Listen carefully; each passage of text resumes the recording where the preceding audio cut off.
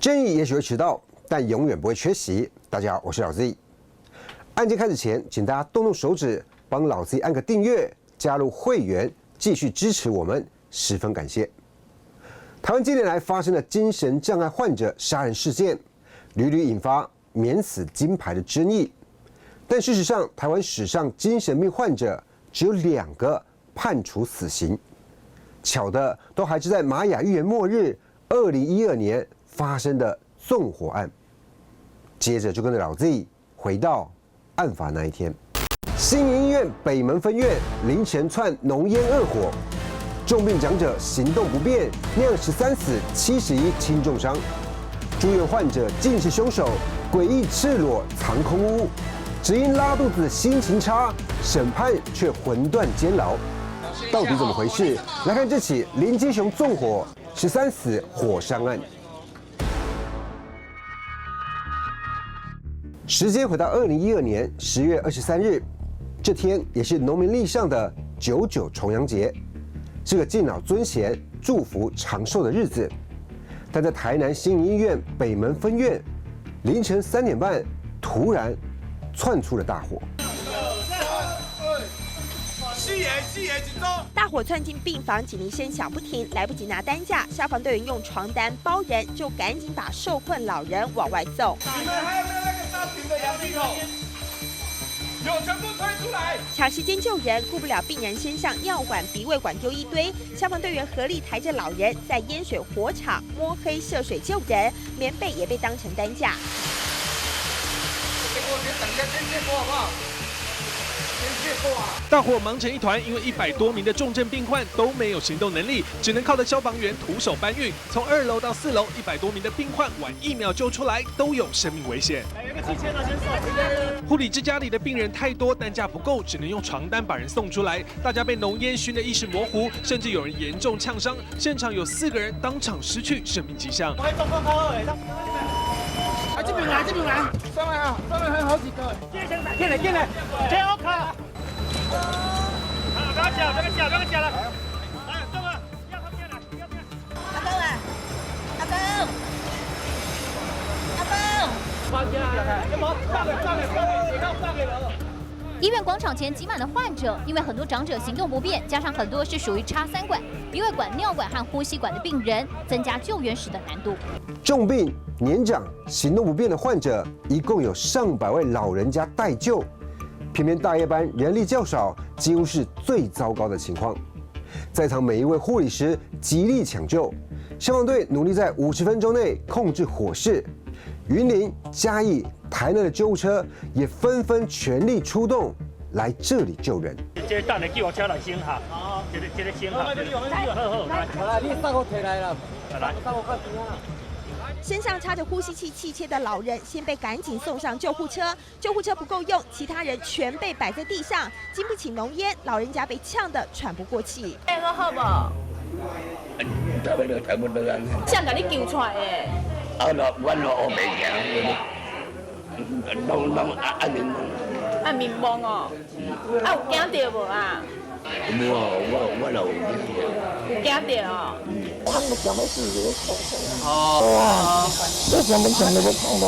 阿嬷戴着氧气罩，眼眶泛泪，想起几个小时前突如其来大火袭击安养院，阿嬷还是余悸犹存。他就马上很警觉，他警觉性很高了，然后他就拿着那个毛巾捂着嘴，然后就一手推轮椅，手推出来。找的时候会不会很急啊？会啊，当然会，快哭出来了。找了3-4个小时才找到啊。对啊，一开始还想说到那个殡仪馆去找。本来讲话很清楚的，现在都讲话都讲不知道。他那天他也不知道是火烧是怎么样，他都不知道。他只是在睡觉的时候，在睡梦中被他送出来的。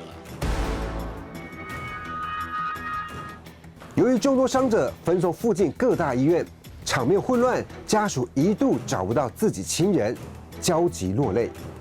而更不幸的，有12人来不及逃出，才被浓烟活活呛死，成为当年台湾医疗史上死伤最惨重的医院大火。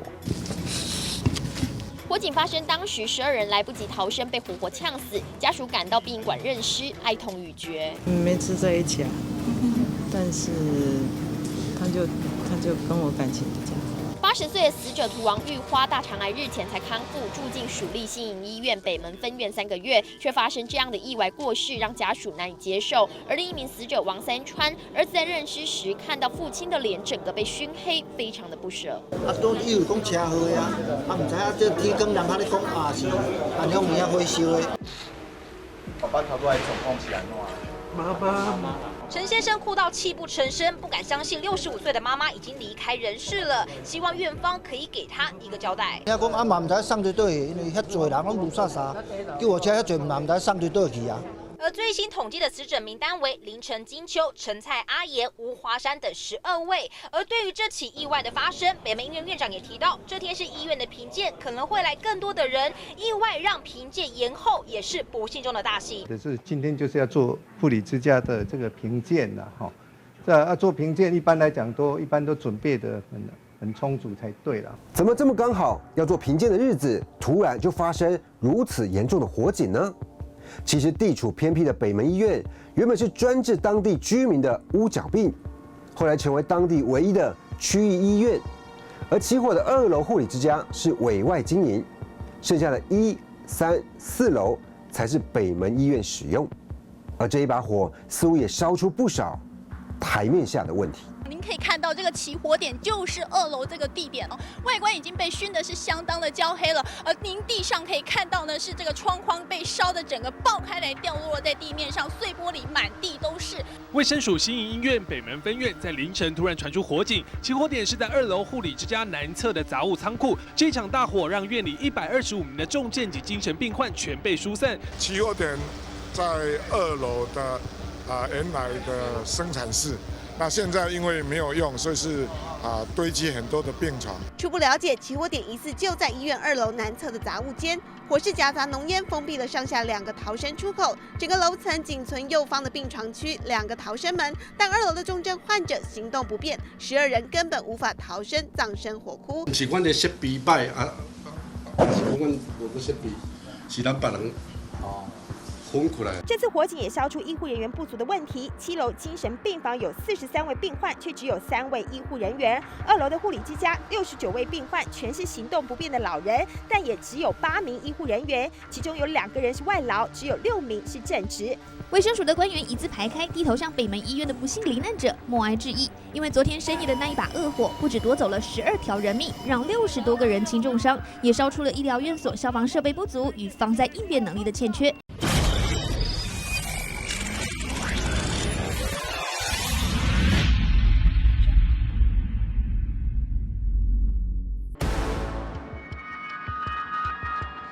救灾的检讨当然要做，最关键的还是这把火到底怎么烧起来的。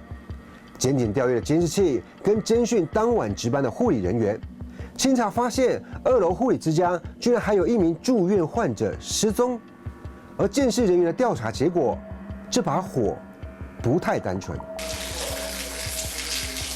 重回火警现场，7坪大的产房就是起火点，现场被烧得一片焦黑，病床、铁架也熔成了一堆废铁。监视小组仔细勘查，初步认定人为纵火的可能性非常大。可能是人为纵火中，可能是电器所火，但是我比较偏向于前者，有部分的调查人员有倾向这样的说法。在深夜宁静的安养中心里，推着轮椅迅速来回呼救的病患，就是第一个发现失火的严红玉。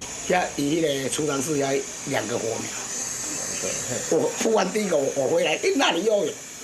担心大家的安危，严红玉还主动帮忙灭火，结果自己吸入过多的浓烟昏迷，醒来时人已经躺在医院外。再回来一叫，大家醒了啊，烟也熏满，都行动不便，是被输在被散，到茫茫很死的人啊。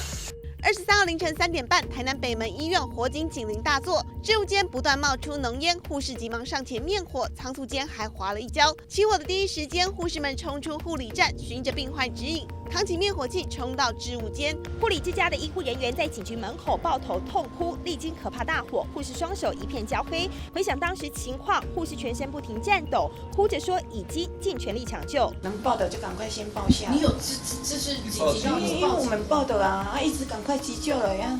严红玉只是皮肤痒到睡不着，半夜爬起来上厕所，却意外发现了火警，让更多患者有时间脱逃。舍身救火护命的他，醒来还说出了重要的目击情报：纵火犯疑似是2楼患者中唯一能自主行动的这个人。由于安养中心里能够自由走动的病患不多，严红玉当时经过林金雄的病房，就发现他不在病床上，心里有所怀疑。结果没想到纵火的真的是他。他跟我住不同房间，我说他人跑到哪里去？我边叫我边救火，我就边说他放火。裸着上半身，男子手拿着一卷卫生纸，匆匆忙忙地走进储藏室。他就是北门医院发生大火的纵火犯。画面中的他一脸冷静，但其实他早就在医院的储物间纵火，眼看火势难以控制，准备落跑离开。被怀疑的患者叫林基雄，67岁，因为罹患大肠癌末期，多种疾病缠身，2年前住进了这里的护理之家。但因为久病厌世，心生怨怼，最近情绪相当暴躁，众人皆知。只是他人跑去哪呢？警方在附近进行搜索，结果下午2点半，在医院后方的一间废弃空屋找到了他。诡异的是，他居然全身赤裸，但也没狡辩，直接坦诚，火就是他放的。穿着荧光色上衣、蓝色运动裤的老人被护送到台南学甲侦查队，神情恍惚，手指上还有熏黑的痕迹。他是住在2楼安养中心的79岁老翁。警方发现他时全身赤裸，躲在医院外的草丛，一旁还有焦黑的衣物，行迹相当可疑。当时疑似纵火的嫌犯就躲在医院后方的草丛里头哦。当时被警方发现的时候，他全身一丝不挂，正在找寻他的衣服。从凌晨3点多发生火警到中午才被警方发现。一把恶火夺走院内12条人命，又传出起火原因疑似是人为纵火。员警不敢大意，展开地毯式搜索，也在发现男子的空地水池边找到男子丢弃的长裤，口袋里还有一个打火机。会啊，当然会紧张，不晓得他是因为我们有看到还有死伤的啊，还有枪伤的啊，所以不知道我们会紧张啊。我们不晓得他为什么会这样子，因为他人真的还不错，大家都不错，你看他们兄弟人都很好啊。人很好相处啊！亲友们不敢置信，原本认识的那个好好先生，怎么一夜之间变成害命凶险？林基雄向警方表示，当天他一直在拉肚子，需要一直更换排便袋，厌世情绪突然此时大爆发，才会决定纵火泄愤。小心一下哈！为什么？放着我！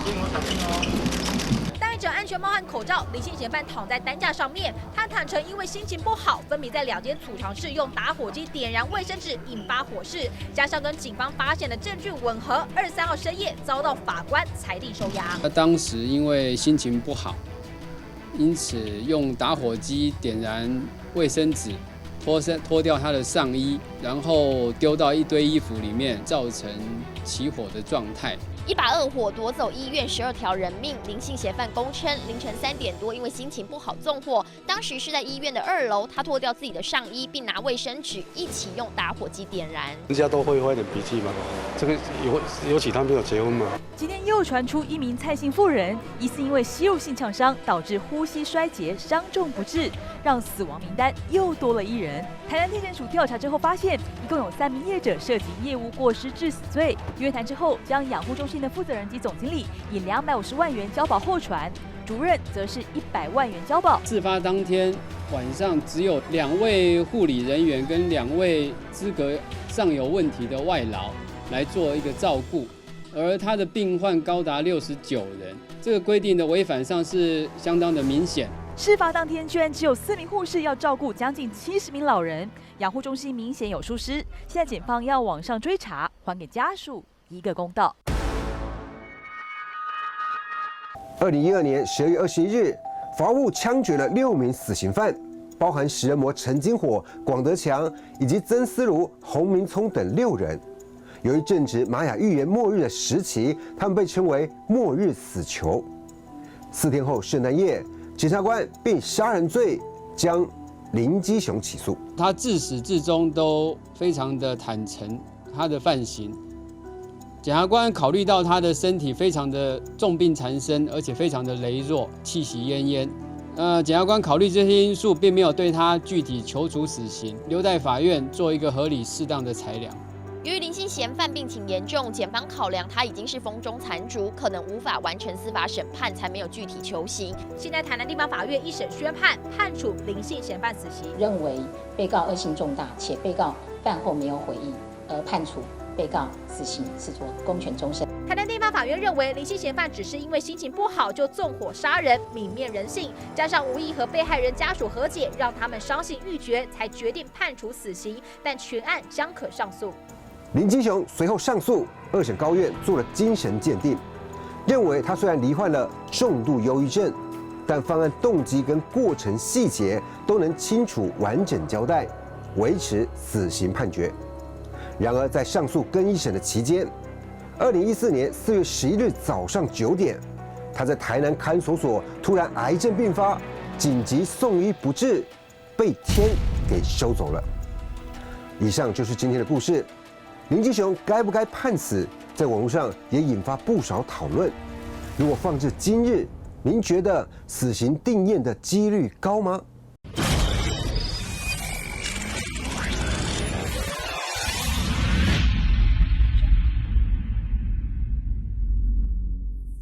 争议也许会迟到，但永远不会缺席。大家好，我是小 Z。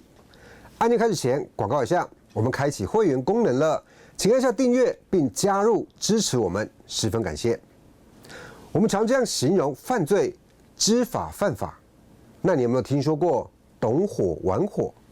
这是在我很喜欢的日本漫画《消防员的故事》或《妹祖大吴》里面有一段消防员玩火的桥段，让人不寒而栗。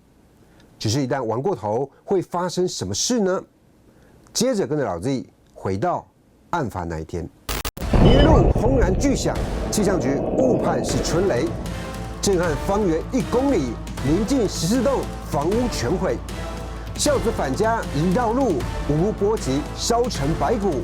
75年相扑惊人秘密，酿4死68轻重伤。到底怎么回事？来看这起玩火易消五股大爆炸事件。时间回到2011年4月22日，地点在新北市五股凌云路一段跟疏洪北路的位置。这里有一间老字号新兴堂金纸铺。在晚间8点20分左右，夜空突然冒出闪耀光芒，接着一阵轰然巨响。更有民众经过五股地区亲眼目睹爆炸当时，轰然一声巨响，爆炸威力吓坏了目击民众。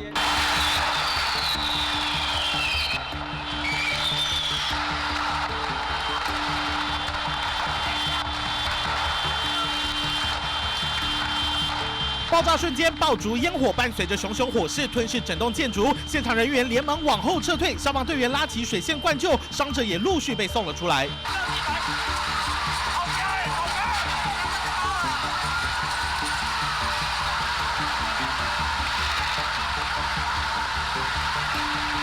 路旁的车辆也被波及起火燃烧，喇叭声响得震天尬响，消防队员也只能赶紧灌救。爆炸当时威力之大，好几公里外都看得见爆炸瞬间9公尺高的火柱。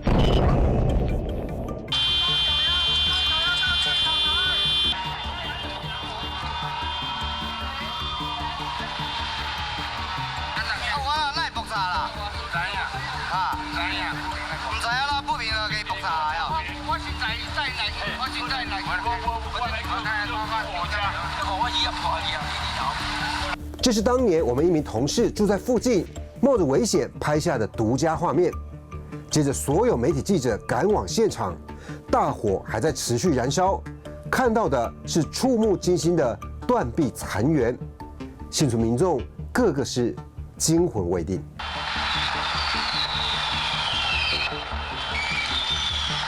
记者就是在位于五股的金纸工厂的火灾爆炸现场，可以闻到现场的浓烟实在窜得让人快喘不过气的，地上到处都是爆炸所造成的残骸和金纸。就是因为这么大的爆炸威力，这家香铺店被炸得面目全非，门口停放的车辆也全都扭曲变形，现场一片狼藉，连台64线高架桥的隔音板也被震落。就看到水车一辆接一辆全力洒水，从火场当中也发现了几具焦黑的大体。结果。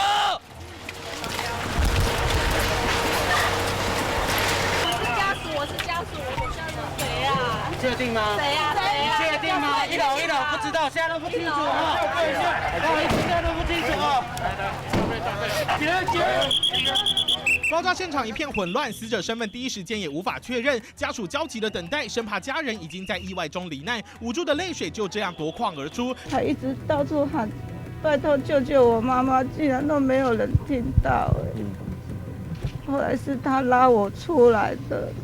他一直跟我讲：“妈妈，你要勇敢。”然后后来他就拉着我一直往派出所那边逃。他在后面门炸进来的啊！你看整个面变这样子啊，这个都被抓弯掉了。很严重呢，整个最严重的连楼上也一样，是楼下的。你看处理里面的所有的东西都坏掉，照拍，包括你看电视什么都掉下来了。突然就爆炸这样。 就突然就这样爆炸，对，我以为真的是就是飞弹打过来，飞弹打过来，对，那声音真是。那你家的墙壁不就全倒了？全毁了。爆炸范围威力最远达到了1公里外，邻近的士林、泸州居民都能听到声响跟火光，甚至连气象局都一度误判，以为是当年的第一声春雷。 就连1000公尺外的40年老店五股咸州的玻璃门也应声爆裂。有够大声啊！我夹一个，我看到外口，哇！火真遮大，啊，唔是讲天炸弹啊！看讲咱打玻璃出来，你做一个拢打过来。槟榔摊女店员原本坐在落地窗前的桌子包槟榔，突然砰一声巨响，爆炸震碎玻璃，店员瞬间被强大的冲击力往后弹飞。离工厂短短不到200公尺距离，陈州国小被震的门窗都已经扭曲变形，就连地板上全都是玻璃碎片。爆炸威力到底有多大？教室里地上满是玻璃碎片，门窗变形扭曲，冷气机更是被震飞解体，满目疮痍，景象惨不忍睹。而这样的教室总共有30间。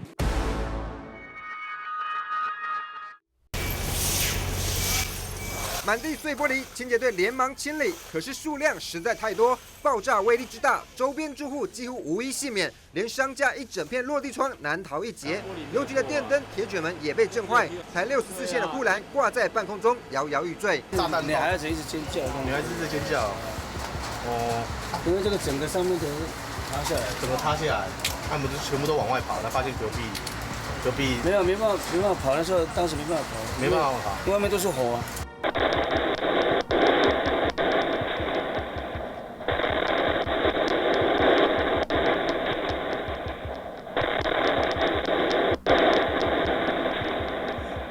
不管是天花板、电灯，还是工厂的铁皮屋，全部都被炸飞。爆炸当时火光四射的画面，看得让人触目惊心。是在叫他儿子，他儿子在里面，他就拉他儿子出来。当时老 Z 才刚跑线半个月，第一次负责现场主要连线，就是这场五股大爆炸。现场民众说，犹如爆发战争，真的不夸张。第一次亲眼见证什么叫做满目疮痍。 再回到案发现场，真的好像被炸弹轰炸过一般，整条街200公尺，处处都是断垣残壁，房屋几乎全毁，就连经过的轿车也无辜受到波及。当时小货车行经金纸铺，瞬间爆炸，把整根路灯炸进去屋内，就连水沟盖也被炸凹，整个车体支离破碎，还被炸到30公尺远。位在旁边的制香厂工厂外墙也全部被炸凹进去，而当时这个货车轮胎就在这里，而它的本体呢被炸飞到了20公尺外的地方。警消研判，当时货车司机和金纸铺老板的长子正在搬货下车，突然高空烟火爆炸，引发后续连环大爆炸。人在1楼的香铺老板娘陈纯美根本来不及逃出去，身体被炸好几个洞，惨死屋内。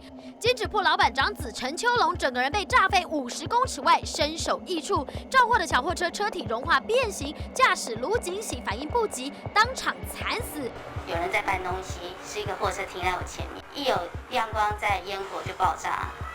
对，然后我只知道是说那个人是从那个货车后方飞出来，我的车前方就是有一个人躺在那里，是全身炸断。熊熊烈火中，金纸铺老板陈秋龙的父亲邱自炯一度受困楼顶，在火海中挥手求救，及时被警消救下来。但邱自炯得知妻子与儿子在爆炸中不幸身亡，几乎崩溃。除了金纸铺相关人员惨死，还有一名无辜的驾驶林文宏。当天他只是开车经过，却遭爆炸高温瞬间燃烧惨死。离奇的是，这不是平常他会走的路线，有如绝命终结战。是当时抱怨去看的时候，我有点分不清楚哪一个是头，哪一个是脚，还有他的四肢就已经变成碳化，是烧成白骨，也是烧成灰烬。当然是没办法接受。你刚讲都不可能走那条路，为什么绕到那一条路？我也不晓得啊，莫名其妙。我跟我们朋友讲，怎么今年第一声听到春雷，结果是第一声听到我儿子命都没有。货车司机是在抽烟，在卸货的事情。抽烟，我现在是在想，他们是到底是金子工厂是不是有合法？超过1000人，当然是地方政府要有担当的责任啊。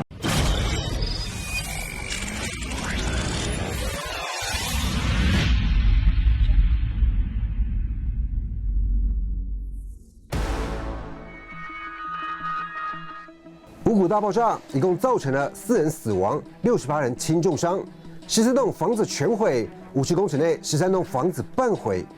如此严重的惨剧，谁该来负责？外界矛头指向了新兴堂香铺，因为这次爆炸发现香铺的2楼、3楼居然囤积了大量管制的高空烟火，而消防局不是没有安检，却都用这个理由躲掉了。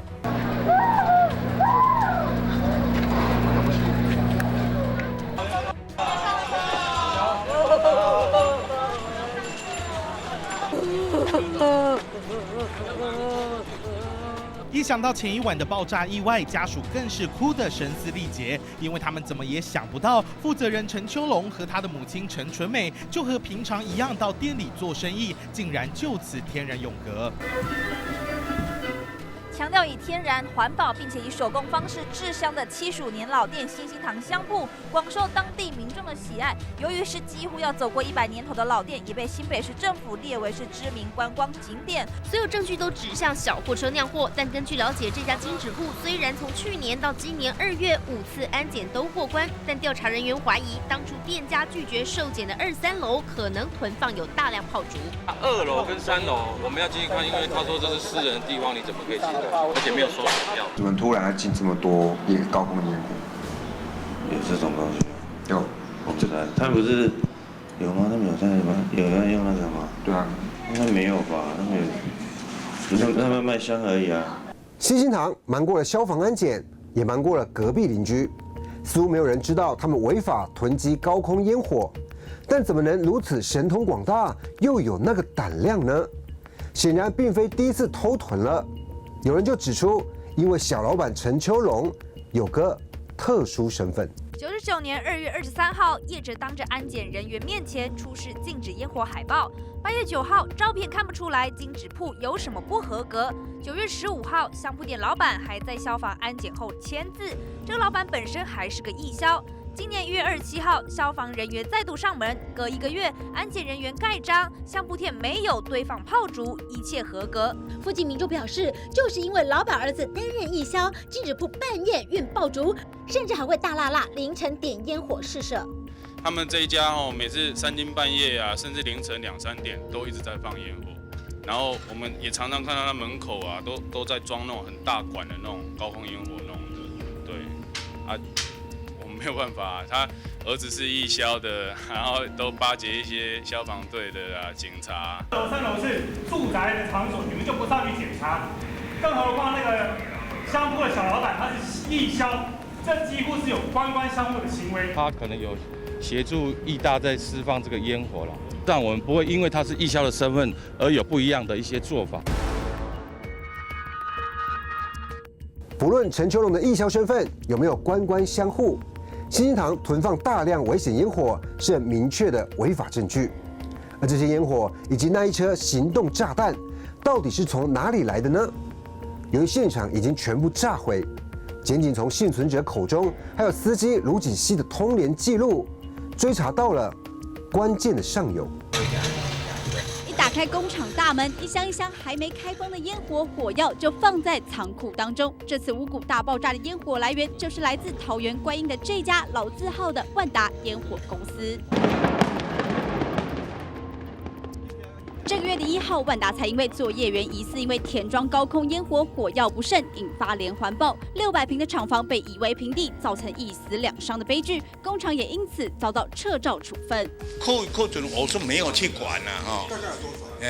我对就是要问他们，因为他们都有要去查。那个司机有没有到你那边载过？没有，这个我都不晓得了。那我们找到那个当时的负责就是协理啊，郑礼婷。那一开始他也是避重就轻跟我们讲说，这批烟火是死者叫的。那因为那些都是万达公司的资产啊，郑礼婷可能也是觉得说投机心态，就另外跟陈秋荣找了仓储。郑姓协理不止与死者金纸店老板交易，也以1个月25000元的代价，在3支租了一间仓库，要摆放烟火。案发当天找来货车司机卢锦熙帮忙载货，他没料到搬运中葬身火球。被撤照的不良公司居然还能调货卖烟火给新兴堂，成了爆炸的导火线，案情急转直下。而此时桃园县消防局还和新北消防局杠上了，认为新兴堂商铺的烟火根本就不是来自万达公司，让外界看傻了眼。万达郑姓协理笔录做了3次，反复改口，现在有了重大突破。案发后，桃园县消防局长坚称，万达厂区没有烟火短缺，也没有被移动痕迹。爆炸残留的隐性纸管标示和万达烟火不同。不过，关键目击者万达的资深元老潘五郎说，看见货车司机下车，把仓库箱子搬上推车，来来回回4趟，直到整辆货车装满才离开。推翻桃园县消防局的说辞。这个所以同用了这万达这个炮火工厂，这炮火工厂只要把它灭掉，它灭掉就没代志啊。现在所有的东西把它灭掉，就没有这种事情，没有发生在五股了啦。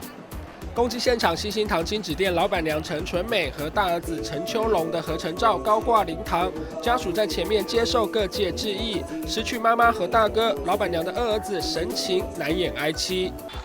五股爆炸案造成严重的伤亡，目前相关事证的搜集已经告一段落，而烟火来源万达烟火公司需罚款150万元。官员也遭弹劾，桃园县消防局长休职1年，新北市消防局长降2级改序。还原存储没有用啊，放马后炮都没有用啊，存储都没有用，存储我们已经生命已经不在了。这么松散，让他有机会再把这个东西再运下来，然后造成我弟弟发生这种事情，对不对？我们就当然是很愤愤不平，我们难过是在这里。各项争议进入法院审理后，调查确认这场爆炸威力接近2万颗手榴弹同时引爆，而爆炸的原因可能是搬运中摩擦或震荡的因素造成。万达负责人郑礼婷被业务过失致死，判刑2年定谳。居民忙着清理着破碎的家园，其中33户灾民集体委托市府提告求偿4300多万，一审法院仅判1700多万。至于刑事部分，新兴堂负责人陈秋荣、货运司机卢锦熙已经往生不起诉，而其他受灾户们的伤口也还没愈合。因为壁灯有看靠啊光线有没有？因为灯器我无法度用，因为这个顶贴啊，我阵迄镇静剂你是啊，刚食几落了，暗时暗暝要食几落了。万达公司遭民事求偿，判赔1053万余元。林文宏家属也提告获赔280万确定。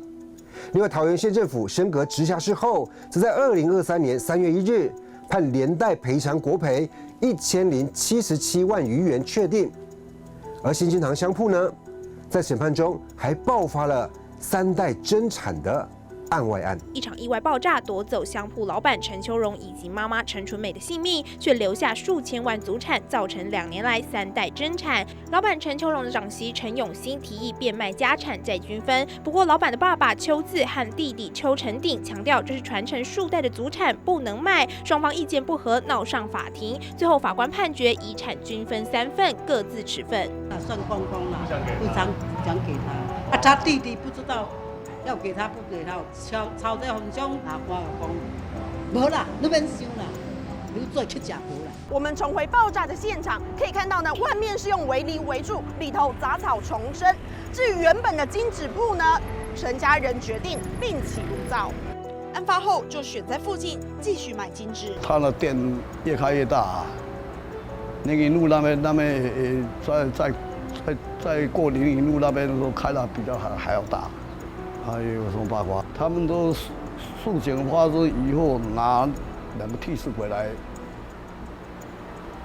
坑责任。本案中，除了林文宏无辜遭炸死外，货车司机卢锦熙其实家境贫困，靠开车养4个小孩，连邻居都看不过去，曾经接济他们。而他案发前1星期刚开完刀，原本当天要休息，为了家计临时被叫出门载货，结果意外被炸死。以上就是今天的故事。许多人生的交叉线是彼此做出不同选择的交集，最后却酿成这场4死悲剧。您认为谁才是最应该被谴责的元凶呢？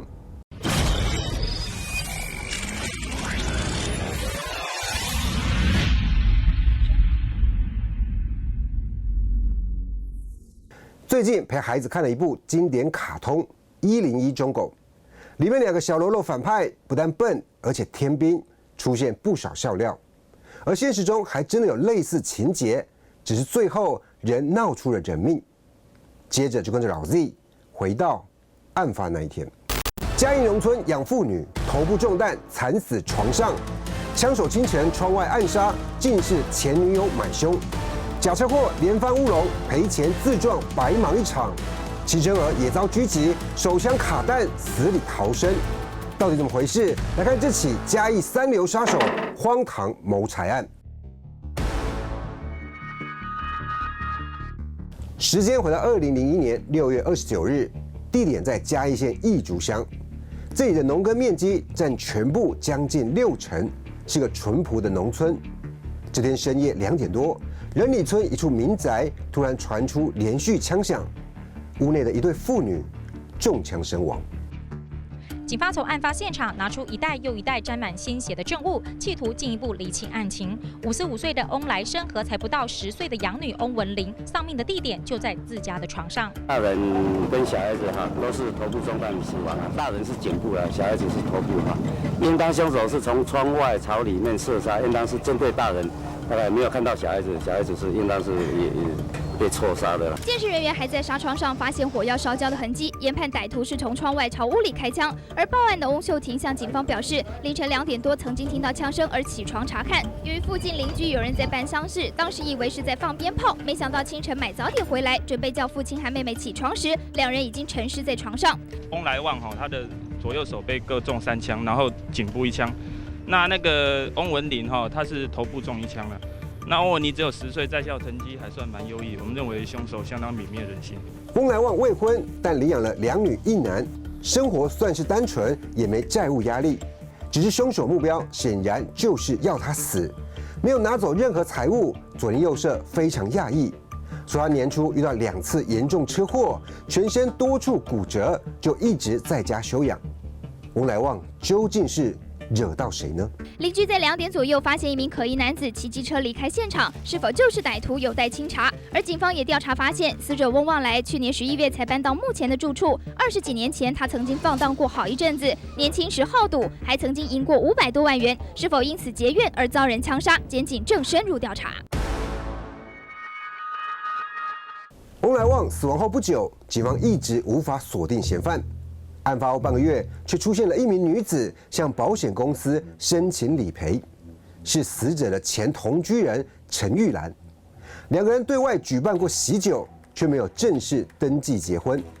而与翁来旺两人交往18年的期间，陆续投保了760万的寿险跟意外险，受益人都是填陈玉兰。而由于翁来旺并非意外死亡，因此理赔失败，黑手有可能是他吗？由于这对父女平时没有与人结怨，因此引起杀妻的可能因素只有钱财有关。而警方经过2个多月的明察暗访，终于找出了凶嫌，竟然是死者的同居人陈玉兰。陈玉兰为了贪图翁来旺260万元的寿险和500万元的意外险，先后制造了2次假车祸，准备将翁来旺撞死，但都没有得逞。陈玉兰索性透过拼夫，以150万元的代价雇佣杀手严正堂等人，埋伏在死者卧室外面，连续对屋内开了5枪。嘉义警方不但逮捕了陈玉兰和涉嫌开枪的严正堂，总共4男1女的嫌犯，也在义竹的清水公园起出了一把作案用枪械，所有过程都在事后重回现场录影存证。为了钱，枕边人狠下毒手。陈玉兰在接受侦讯时，看不出有一丝一毫的悔意。陈玉兰离开翁来旺后，跟新男友石景新在台南同居，但因为他们四处借钱买车买房，债务压力越来越大。恰巧前1年在嘉义也爆发了陈瑞清连续杀害妻小、诈领超过3000万保险金的重大争议。此案直到2003年中才被检警侦破。不知是不是受到此案的启发，陈玉兰也把脑筋动到了翁来旺的保险金上。负责开枪的严正堂被带到命案现场，模拟杀人过程。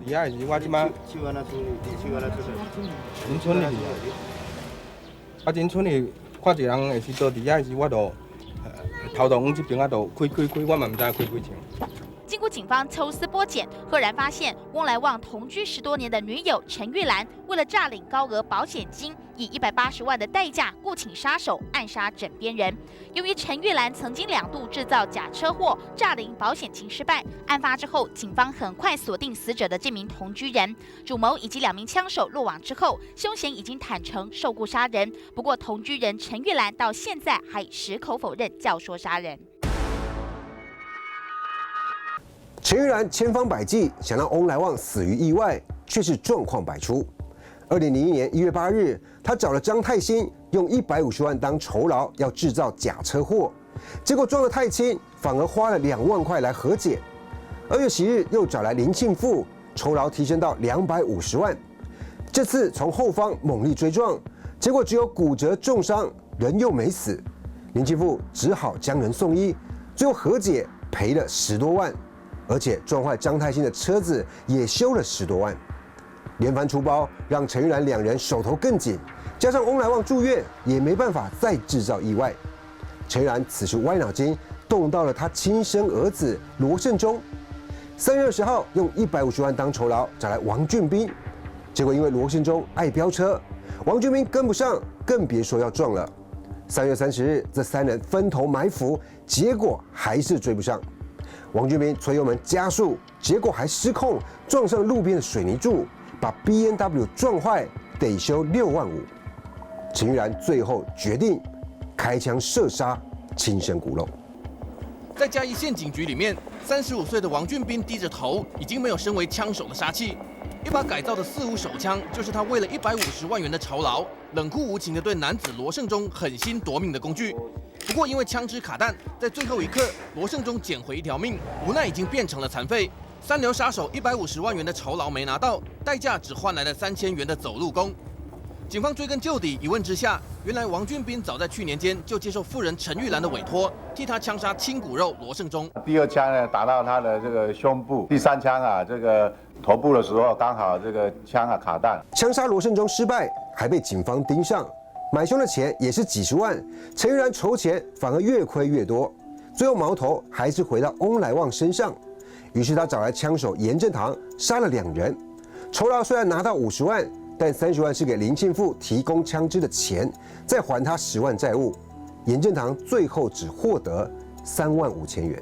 其实陈玉兰这个名字对嘉义警方并不陌生，因为他是在去年6月29号收买凶手杀害同居人翁来旺、女儿翁玉玲，并且诈领保险金的主谋。他并且在3月间就替跟前夫生下的儿子罗胜忠买了1600万元的保险，想用他的命为自己换来金钱。警方表示，陈玉兰可能因为欠下了大批赌债，才会想出这么恶毒的计谋。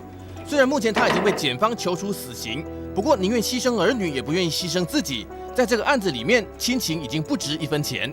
进入审判后，陈玉兰一路到更2审都被判处死刑，但中枪的儿子罗胜忠以及翁来旺仅存的养女翁玉婷都向法官求情，表示不追究，并希望能给他自新的机会。更3审法官因此改判无期徒刑，而另外3名三流杀手全部维持无期徒刑定谳，而石景熙中途就放弃上诉，维持15年有期徒刑确定。以上就是今天的故事。一个狠心的母亲为了钱抛弃人性，连番追杀，最后反因为孩子的善良获得了重生机会。你认同孩子们的选择吗？